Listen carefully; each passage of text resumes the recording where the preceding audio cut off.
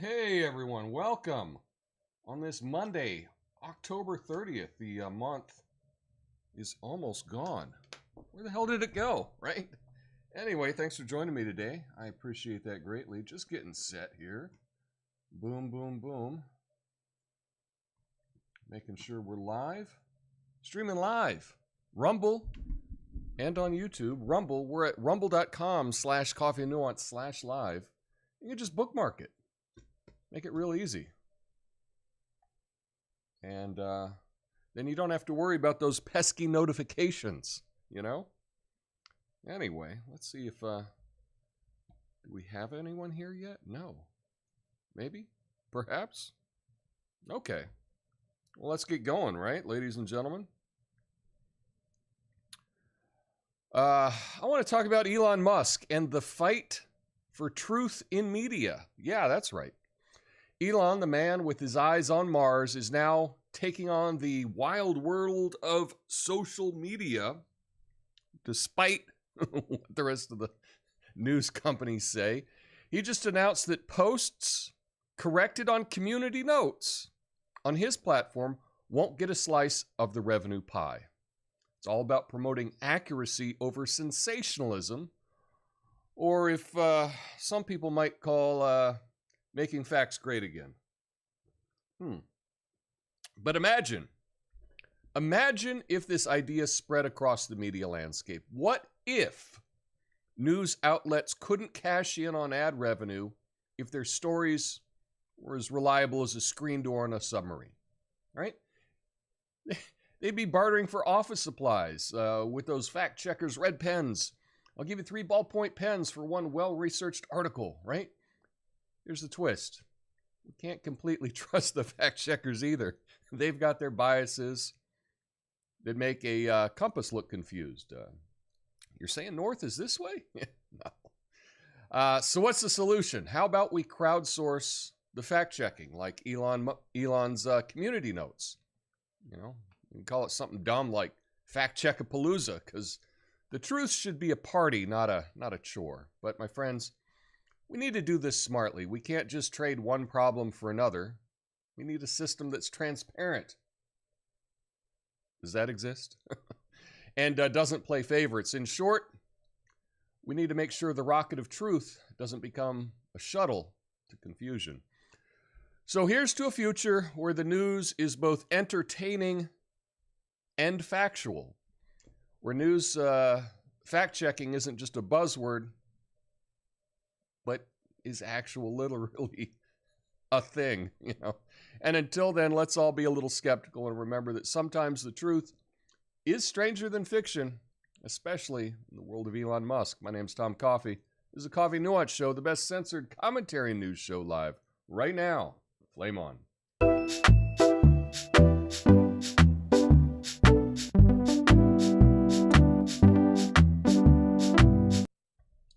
Hey, what's up? I see we're live on both platforms. We are live on Rumble, in case you're wondering. Sometimes, you know, when you go there and you log in beforehand, you just have to do a quick little refresh. You know, click the play button and hit refresh, and it should be live. I know it should be automatic, but sometimes a little refresh works. It's like going back to the old IT crowd, right? Did you turn it off and turn it on again? So, I've got it pulled up right here so I can see that we're live. Big Daddy's over there. What's up? Good to see you. Thanks, everyone, for checking in today. But this is kind of a big deal. This is kind of a big deal.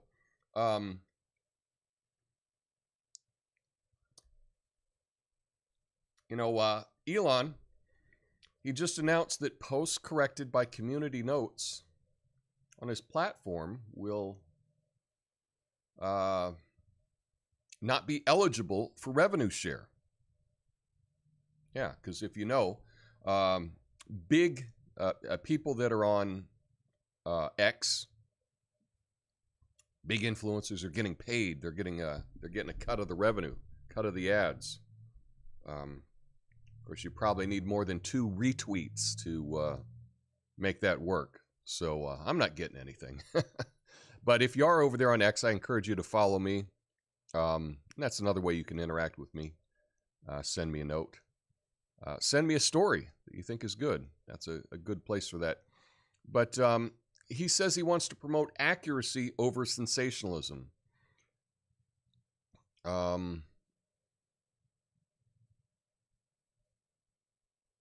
Oh, son of a gun.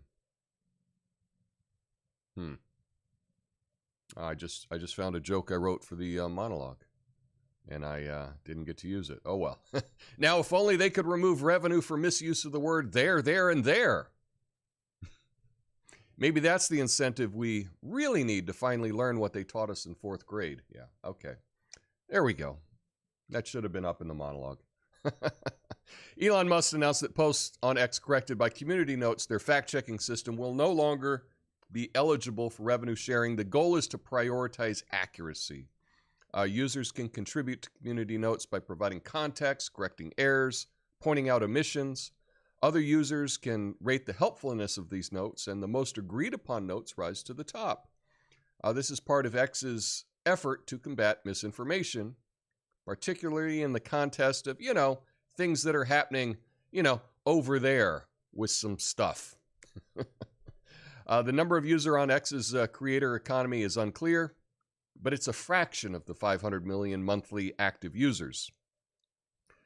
The effectiveness of these measures is curbing sensationalism, and we'll see if it works. The demographics of community notes has not been disclosed, so we're not exactly sure. Are they, all Americans or all around the world? Who exactly is part of community notes? But I will give you one bit of information. I am part of that. So I am a trusted member of the community notes community, and so I do get to vote on these notes, whether they're accurate or not. And so it's actually been kind of fun and interesting to see the way that things are portrayed. It's only been a year ago, like a year and a week ago, Elon bought Twitter. And it's amazing all of the progress that's happened through it. Now, you wouldn't know this because a lot of the other media hates him and they run him down on everything. But this is really incredible. This is a way that if somebody posts some BS, you can actually correct it, and you can actually make sure that people see the truth. Does that exist on any other platform?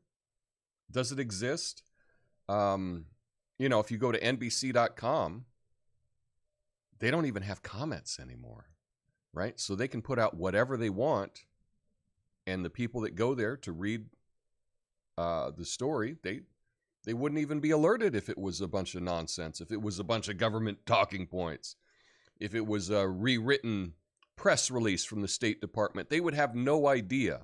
But if that article were posted on X, then people in the community could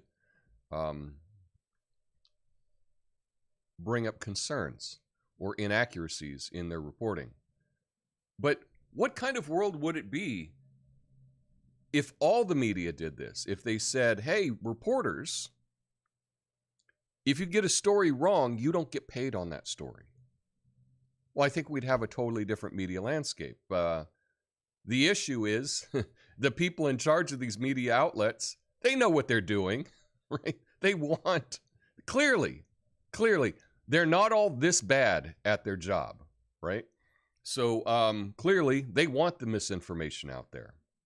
Yeah, they absolutely want the misinformation out there. So anyway, we got a good show to get to today.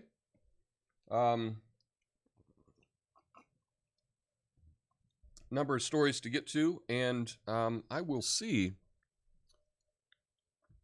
if I have everything prepared. Very tired. I was went out of town this weekend on Sunday, came back, and did not get as much prepared today as I'd like to. But First up, I want to talk about something. This is an update because I brought this up before, and now it looks like it's a reality.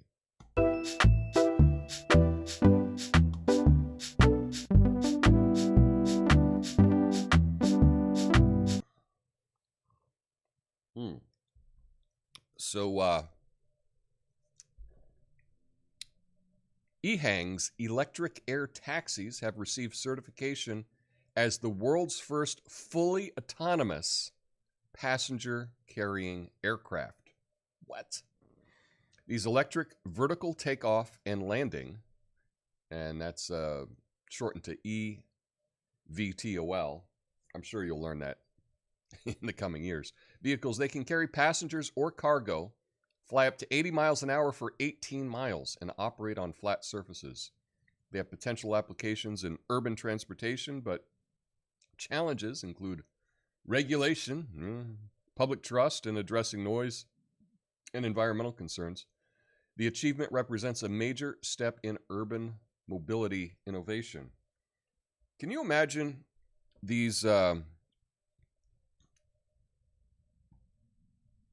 personalized air taxis? You know, if I take my dog to the park and someone has a drone, she goes absolutely nuts. Absolutely nuts.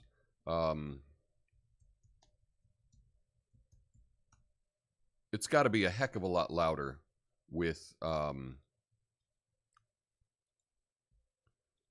these air taxis.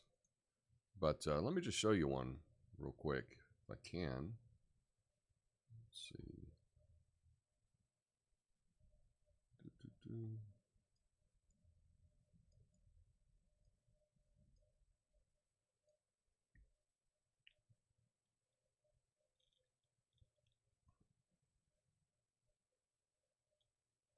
Well, thought it was here.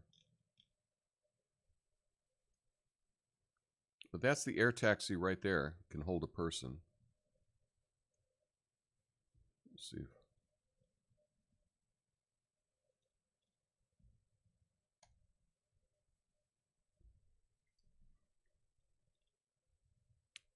Yeah, there it is. The EHang 216. Look at the size of that. And it's fully autonomous, so you can just hop in, tell it where you want to go. It will take off and go there, and hopefully using AI and whatnot will avoid getting hit. This would really change your commute, wouldn't it? Of course, if there's a couple 100,000 of these flying around in the air at the same time, things could get a little dicey.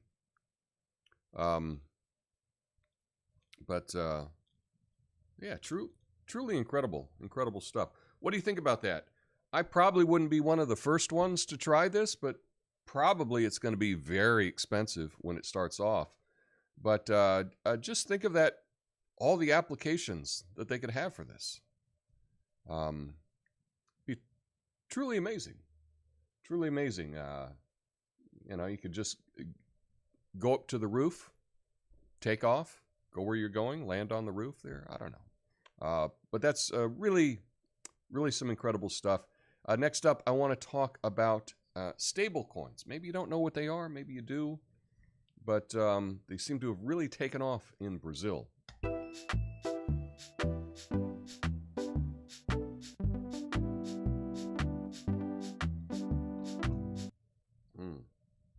So,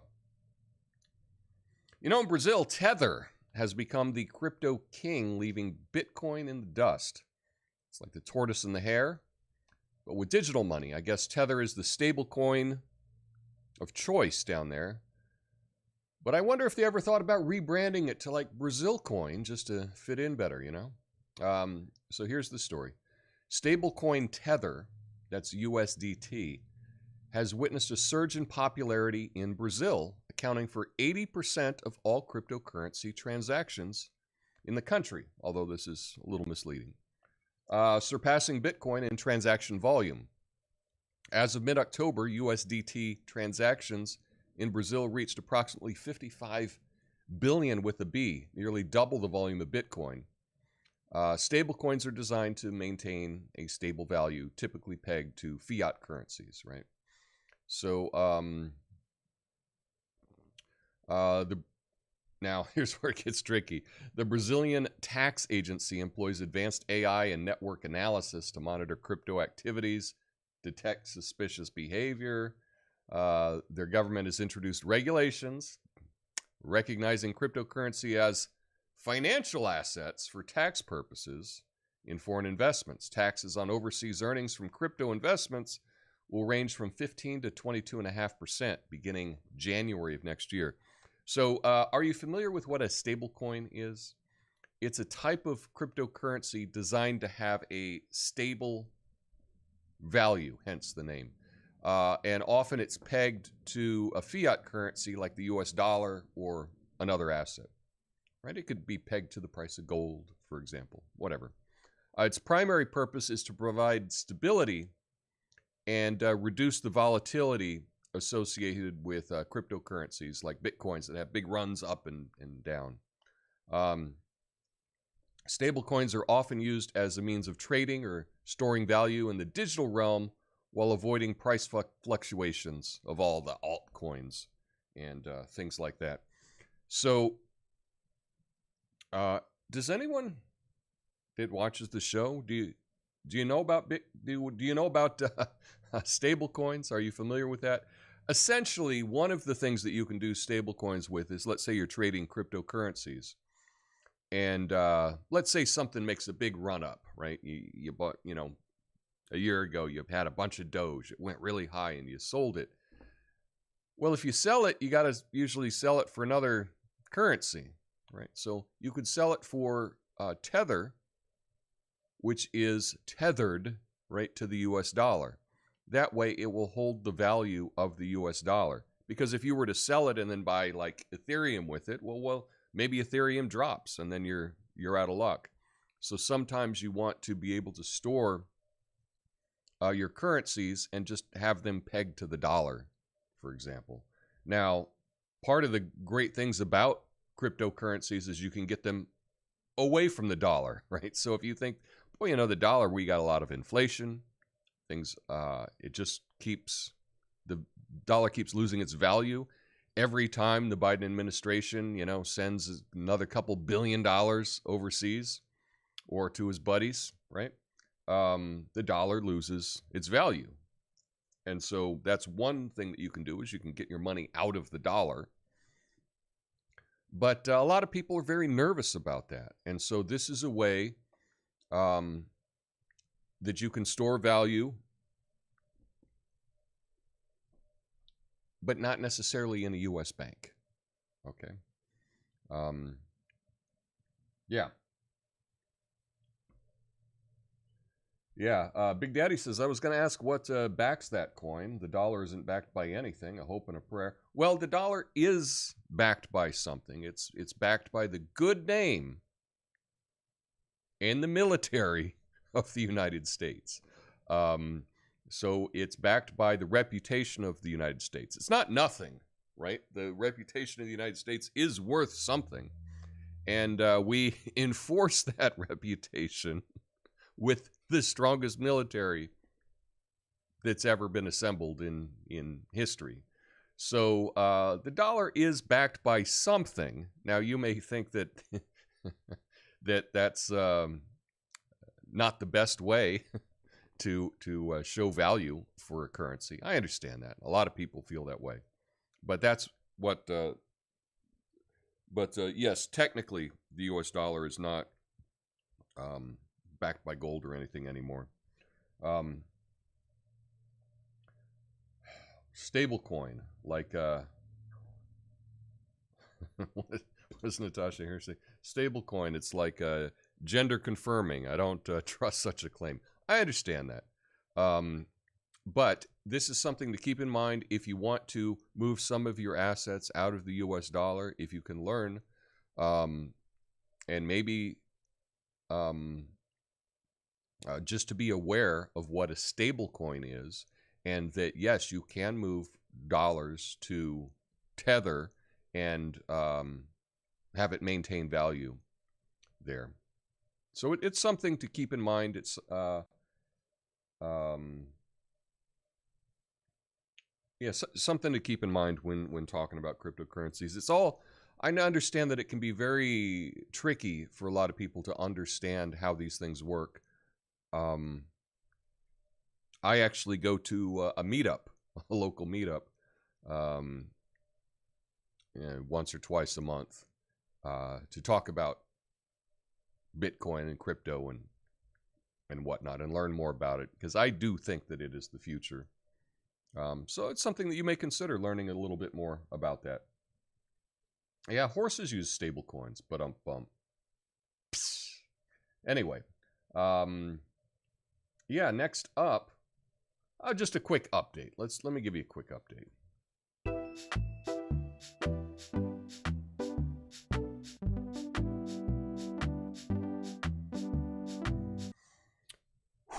Yeah, I said this was coming. President Biden's AI executive order. It's like trying to program your VCR in 2023. It's ambitious, but who still uses VCRs? Am I right? It's great he wants to lead in AI, but let's hope the government doesn't end up buffering as much as my Netflix did on Friday night. Yeah.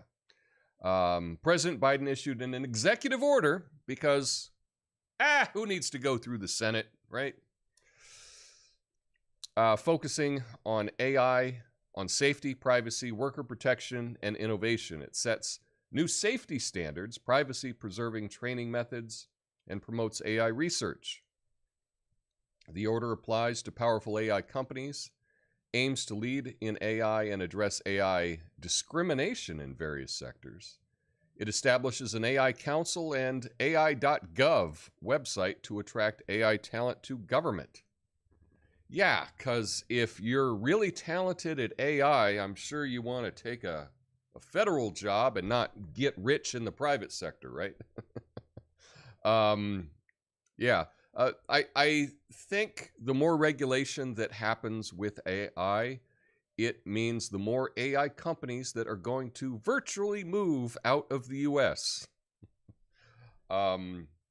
It's as if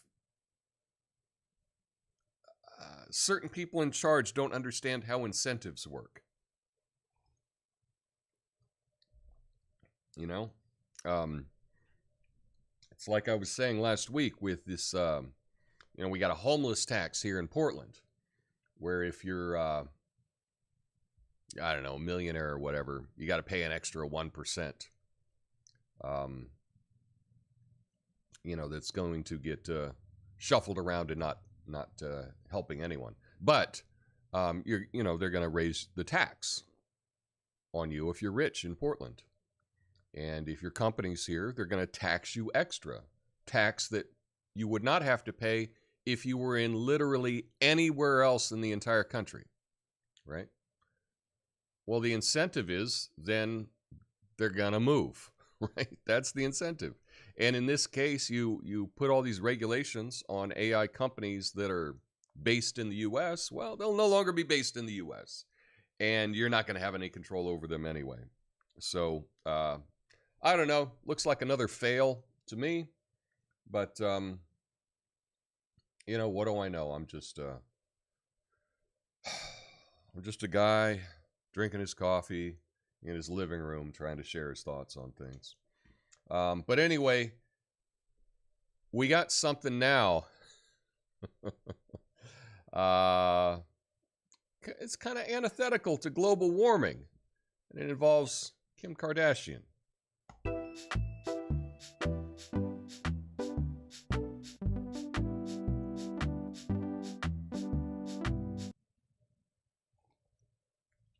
Yep. Folks, Kim Kardashian's new Skims Ultimate Nipple Bra has everyone talking about climate change. I mean, who knew solving global warming was just a matter of giving everyone fake nipples? Right? I guess if we all dress like sexy scientists, we can save the planet one push-up bra at a time. Yeah, here's the story. Kim Kardashian's new Skims brand has unveiled the Ultimate Nipple Bra, a push-up undergarment with a faux nipple for that braless look. It's part of the Skims Ultimate Bra line, aimed at providing a natural roundness and enhanced cleavage. The release date is tomorrow, with a retail price still pending. Kardashian herself featured a campaign video portraying a sexy scientist while addressing climate change. So there you go. A push-up bra that has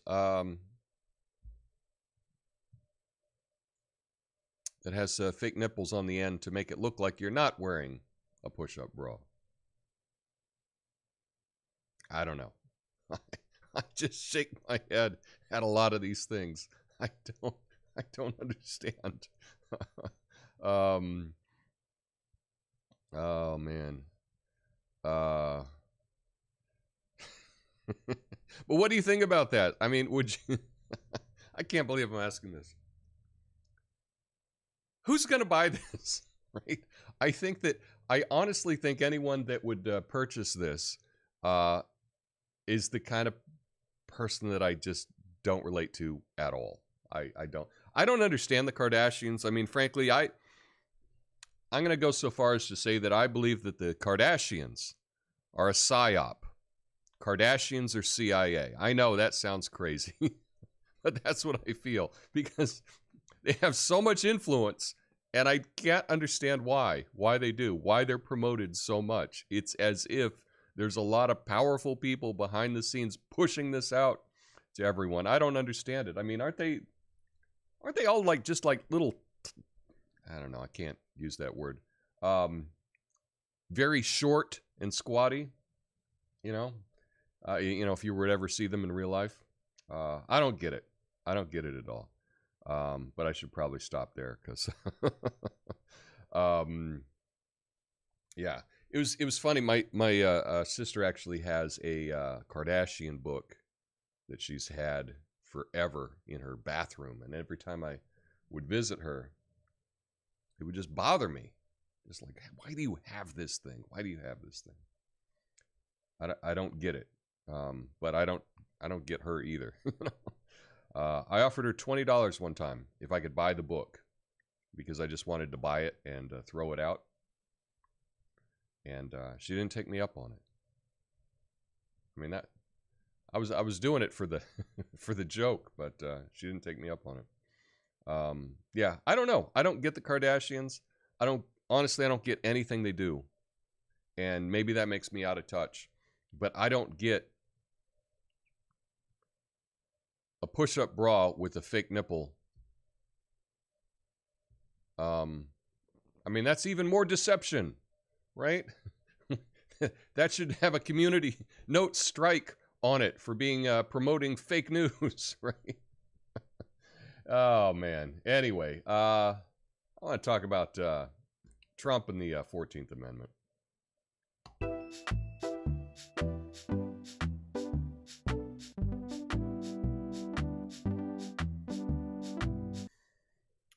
Folks, there we go. They're trying to keep Trump from running again by debating the definition of insurrection. It's like arguing whether a Twinkie is a nutritious meal, I guess. Sure, it's deliciously dangerous, but it's not going to save the republic, no. Hang on.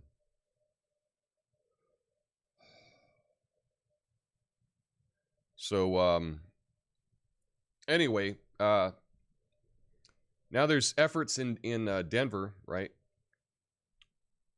to use the U.S. Constitution's insurrection clause to bar Trump from running for the White House again. It entered a new phase Monday in a hearing focused on whether the January 6th Capitol attack meets the Constitution's definition of the word, whether Trump's role meets the threshold from being barred. The Colorado hearing is the first in two states' lawsuits that could end up reaching the U.S. Supreme Court. I'm just reading from the AP here. This actually just broke right before I was coming live. Monday's testimony began with details about the 2021 incident that was intended to halt certification of Joe Biden's election win. So, yeah, if you were wondering, now to me, it just seems like this was always in the bag. It looked like from the very beginning that this was an operation, because the day that it happened, they were calling it an insurrection. It's an insurrection. It's an insurrection. And I don't know about you, but I think the people with the most guns in the country, if they were going to have an insurrection, they might show up with a gun. Just saying. I don't know. If this were an insurrection, worst insurrection in the history of the planet, right? Everyone leave your weapons at home because we're going to go take over the country.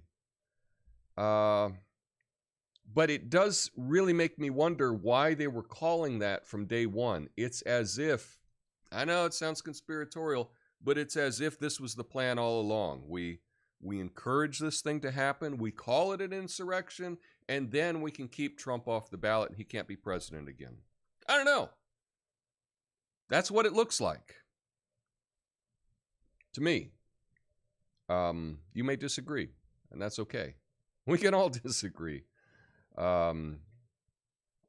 This is one of those things. Jan 6 is one of those things that I think some people really get triggered about. And that they're not actually able to rationally discuss. Same thing with Trump.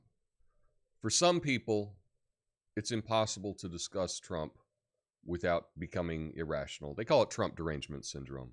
But January 6th seems tied into that. But yeah, now they're going to argue about whether or not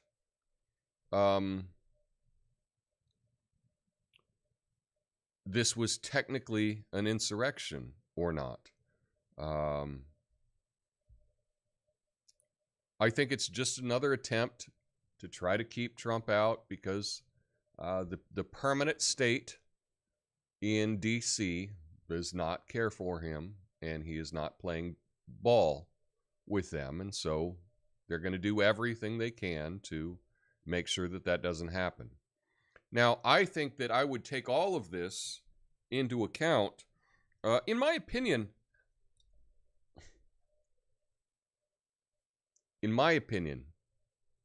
I don't think the Republicans should go for Trump. I just think it's too far.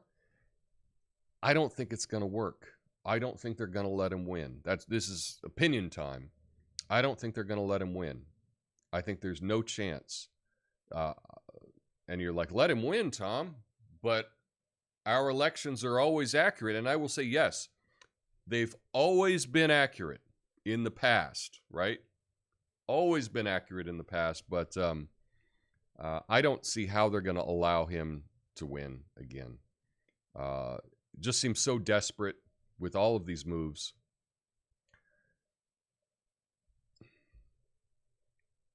I don't know. Anytime I talk about this particular topic with anyone, we have a disagreement about it, they get so emotional. And typically on something that you get really emotional about, you probably need to check yourself. Because you should be able to discuss this without losing your mind. Anyway, that's my take. That's my little preach today. But we need some good news. So let's get to the good news of the day.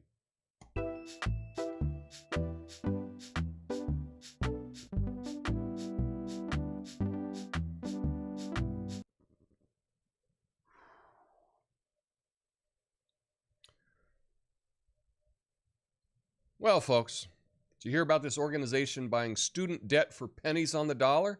It's like they're playing Monopoly with real money, but they're not the ones landing on Park Place. They're bailing out the poor guy who keeps landing on Boardwalk. I can't even read. Boardwalk. I mean, these debt collectors are so generous, they're basically saying, we couldn't care less about your student loans, but here, have a break because we know the system's broken. So there's an organization in Atlanta that bought $10 million in student loans at a fraction of their value. effectively erasing the debts of 2,777 Morehouse College students. Debt Collective and Rolling Jubilee Fund made this purchase, marking their largest effort to date. The debt cancellation, almost $10 million, will significantly improve the financial situation of those students that went to Morehouse. Such nonprofit debt relief purchases are becoming more common in the U.S. to address high levels of debt. Similar initiatives have successfully tackled medical debt, student debt, often considered less valuable to creditors. And they can purchase these for very low cost. For instance, the same organization bought $1.7 million in student loan debt from Bennett College for just $50,000 in a previous case.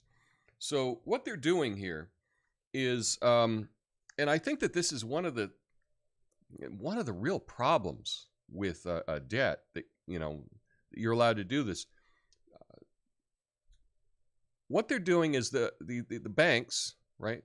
They're bundling debt, and then they're not collecting on, right? So I'm just making an example here. Let's say they've got this bank has 1,000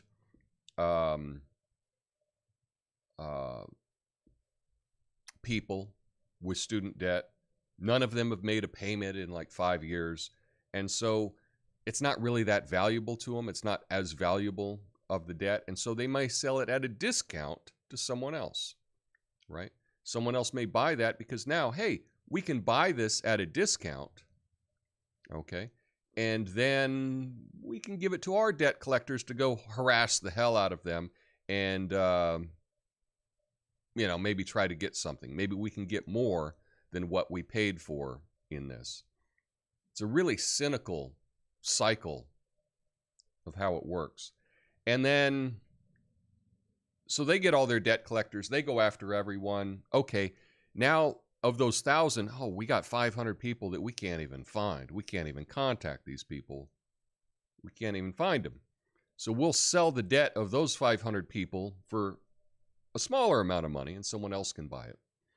And so eventually, the value of this debt gets low enough that these nonprofits and do-gooders or whatever are coming in and saying, we can buy this debt and let the people go free.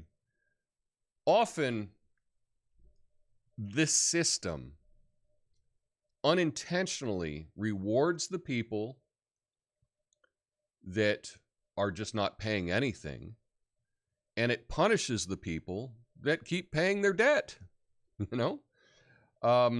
because those people that are still making payments on their debt, well, their debt's not getting sold off for pennies on the dollar, right? The banks like those people. They like them because they're paying their bills. So in many ways, a lot of this,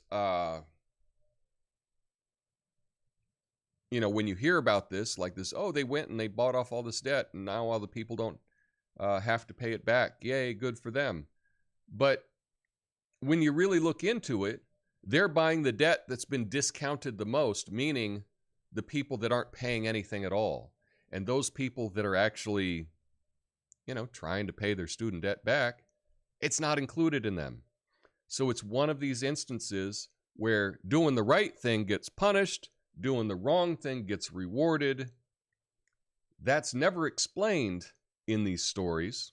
But I will say it's good news, right? It's good news for the, for the kids that weren't paying their debt. And, maybe they haven't been paying it for 20 years and now it's wiped clean. So it's good news for them. But it's certainly not good news for the people that keep making payments, because they always get screwed. Anyway, that's it.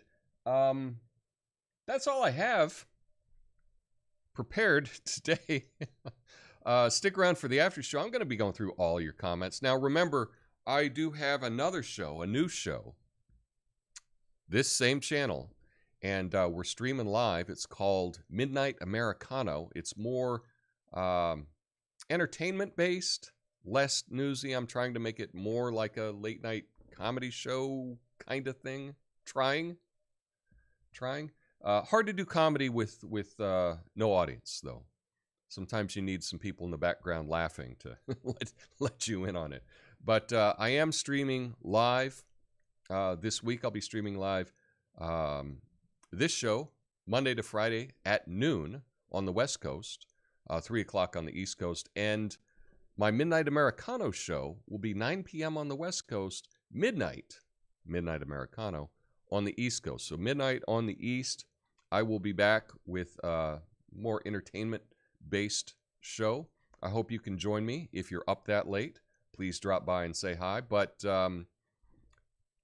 until then, stick around for the after show. I'll be going through all your comments. But until tomorrow or tonight, peace.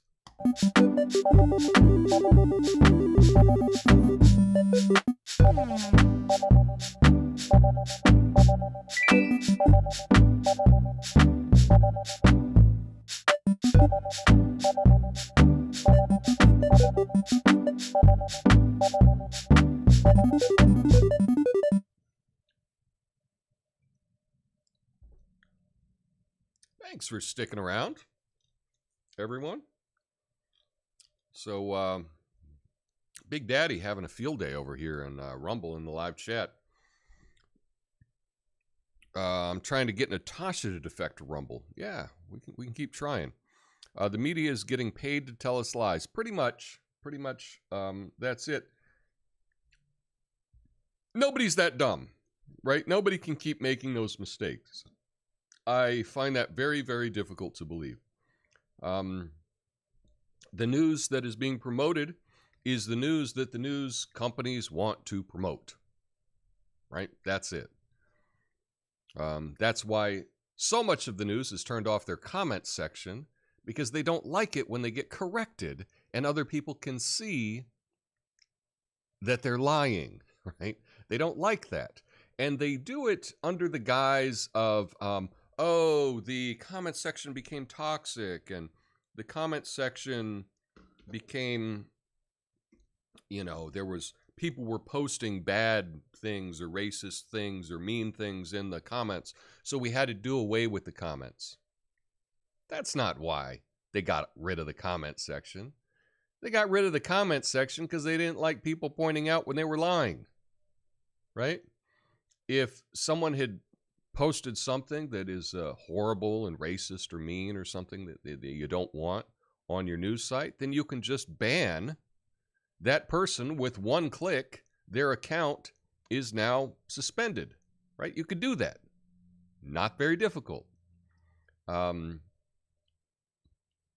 It's like the same thing. If there were someone coming into my chat and was posting all kinds of terrible stuff that I didn't want in the chat, I have the ability to block people on my channel. And it's one click. It's one click. Now, I haven't had to do that. But, if this show became popular and people were putting in racist things in the chat or something like that, I could just click block and it's gone. But I like to keep the comments open. And again, if you have a comment that gets censored on YouTube, you might look at Rumble, because we're not censoring the comments over on Rumble. But I'm not censoring the comments. I think YouTube has an algorithm, and if you use certain words, it just deletes it. Also, I don't think in the live chat you can post links, I believe.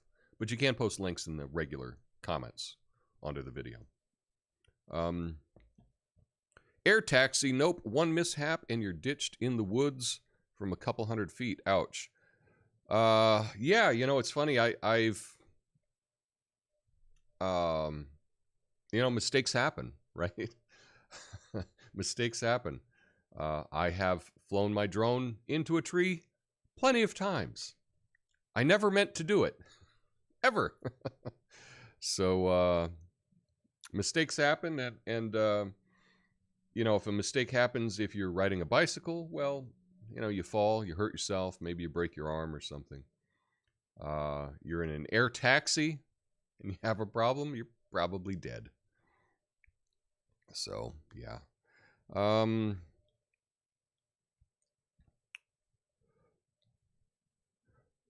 Big Daddy says, I'm drinking my coffee in the living room too. Well, that's nice. A push-up bra that says it's cold in here. Exactly. Exactly. Who are the empty vessels being influenced by them, meaning the Kardashians? Look, I've heard this idea that a lot of our opinions are just assigned to us based on the media that we choose to follow, and I think there's a lot to it. Even for myself, I think that before I started examining my own opinions on things, I just kind of had the opinions that I had, and one of the things is that, if we don't challenge our own thoughts on things, we're going to have all the same opinions we had when we were 7 years old. And so we got to examine these things. But I don't know. I'm going to sound like an old fuddy-duddy or something now. But I go through some of this music today is so bad. I think no one can possibly actually think that this is good. I think it's more like, oh, this is the popular music, and so I'm supposed to like this. And I think a lot of people operate that way. Oh, Kim Kardashian is the epitome of beauty, I suppose, to some people. And yeah, but to me, it just looks like a psyop. That's what I feel. Second impeachment cleared Trump of insurrection. That is true. That is true. So, last time Dems managed to get Rep off the ballot, the Dems had their cities destroyed. Yeah. Also true. Pickle jars for Hillary coming in with all the with a lot of good takes. Only insurrection in history where everyone leaves their guns at home. Yeah, exactly. And I think it's the only insurrection in the entire world that's happened. So I guess you know what I think. I think it was a protest and a riot that maybe got a little out of control. That's how I would classify it. Everything they can stop us from having, everything they can to stop us from having a choice. Well, it's not a choice. Okay, I don't think that they want the choice to be one member of the establishment or this other member of the establishment. One person that's going to go along with all of our forever wars and ties to corporations and, whatever, or the other one. But they want somebody in the club, right? They want somebody in the club. And I don't think it's that important whether, to the permanent state, it's not important whether it's a Democrat or Republican. It's just a Democrat or Republican that's going to do what they want. That's kind of how I see it. It's hard for students to speak intellectually when they refuse to accept another's view and why it's different from theirs. Yeah. Yeah. Midnight Americano. That's right. That is right. I tend to be a saucy contributor at times. Well, that's good. Yeah, OX_00's on Rumble, checking in with the coffee and the flame. Nice to see you. I agree music kind of sucks. Example, WAP. Yeah. It's interesting that, like, even now,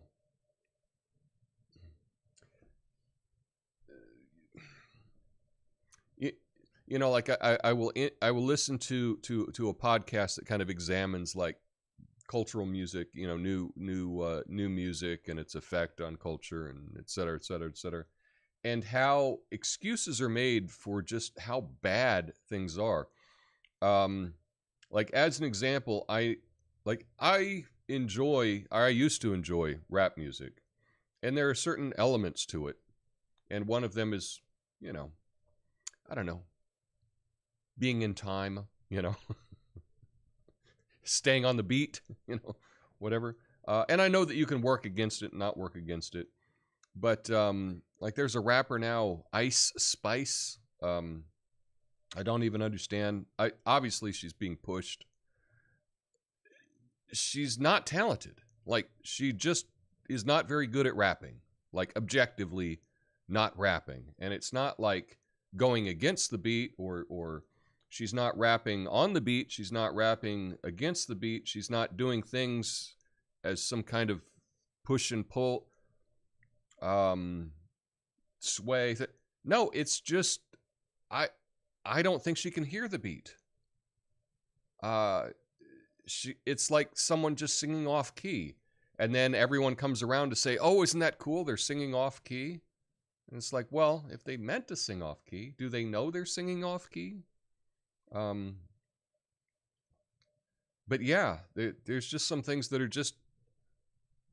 I mean, we can't judge art, but we can judge art, right? There's just some things that just objectively suck, right? So, anyway.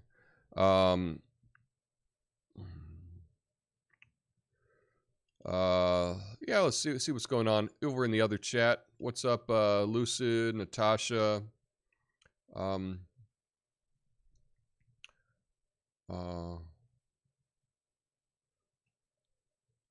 That sounds like a way that some hateful people could gang up on folks they don't like and get their revenue shared. Yeah, I mean, that is tricky. One of the things that happens on community notes, because you would think, okay, we don't want a bunch of pile-ons, and we can just make it so that someone without our political point of view will get that all fact-checked to be fake or whatever.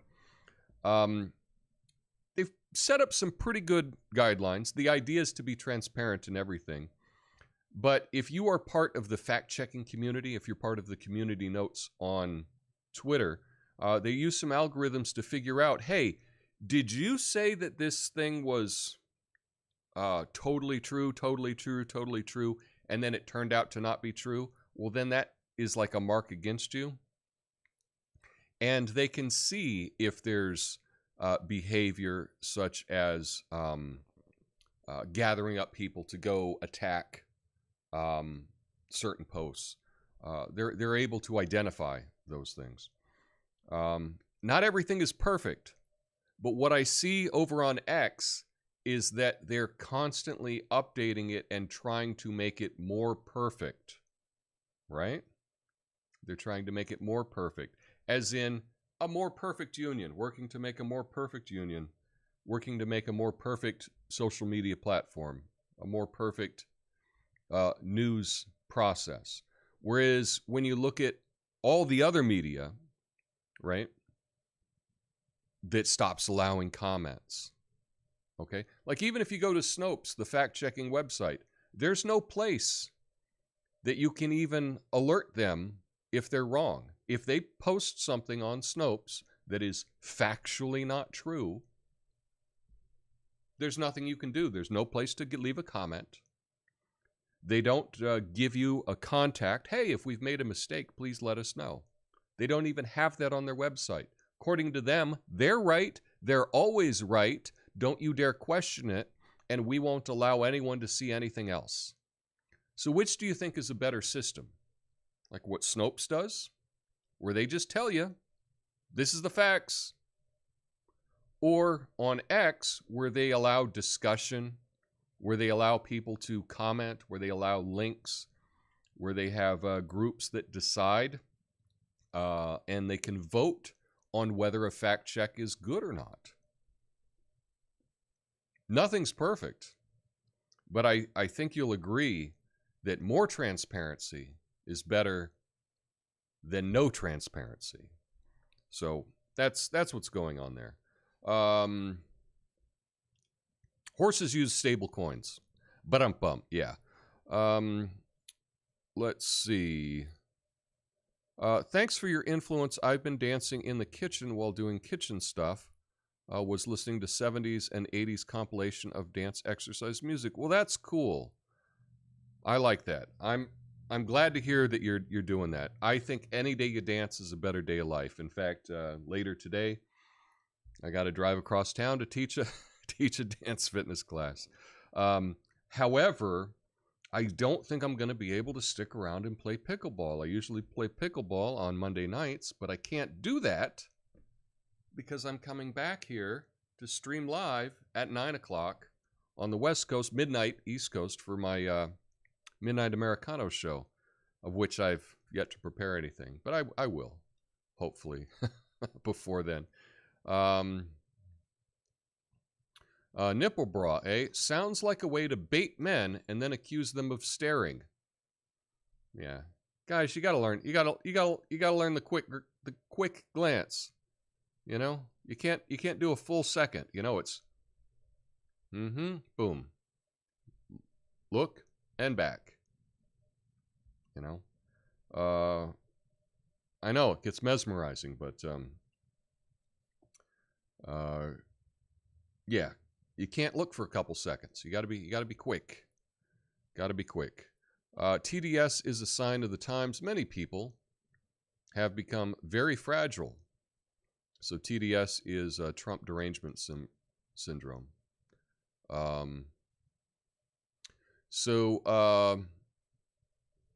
Natasha,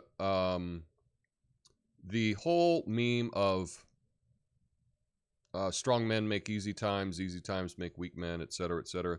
Heard of that as the fourth turning. That's not actually the fourth turning. That's just kind of that's a meme.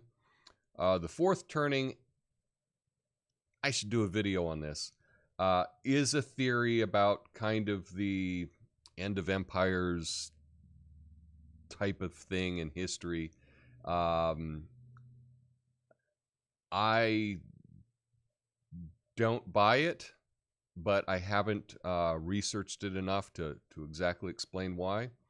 But the people that I've heard talking about the fourth turning are typically people that only seem to read headlines and don't go deep. I did read an explanation about it, and it was not very convincing to me, but it could be, you know. It could be. I might need to look into that more, but I'll check that out. Yay, forgive that student debt. That'll teach those students. But I'm waiting for you to explain how this qualifies as good news, Tom. Well, the good news was for the people that stopped paying their student debts, and then they got them canceled. So it's good for them, right? And the thing is, if you have a lot of debt hanging over you, I don't think you realize how much it's hanging over you until it's gone. You don't even really realize that. So I know, for example, when I had student debt and then my student debt was paid off, all of a sudden, it's like everything got brighter outside.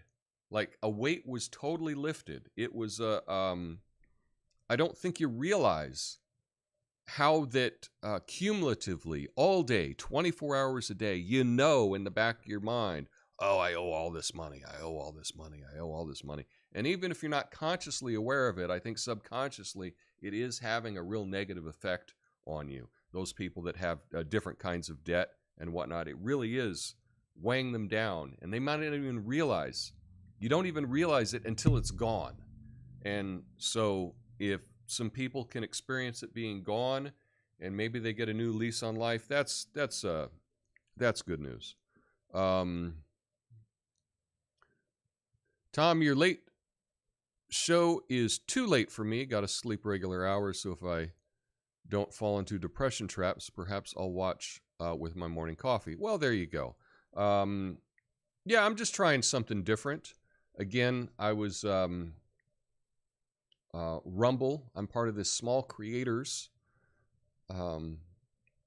project with Rumble, and they're wanting me to stream 2 hours. So I don't think that I could do this show for 2 hours. So I thought, well, I'll do this show for an hour, and I will do a late night show where I'll concentrate more. I'll try to be a little more entertainment focused.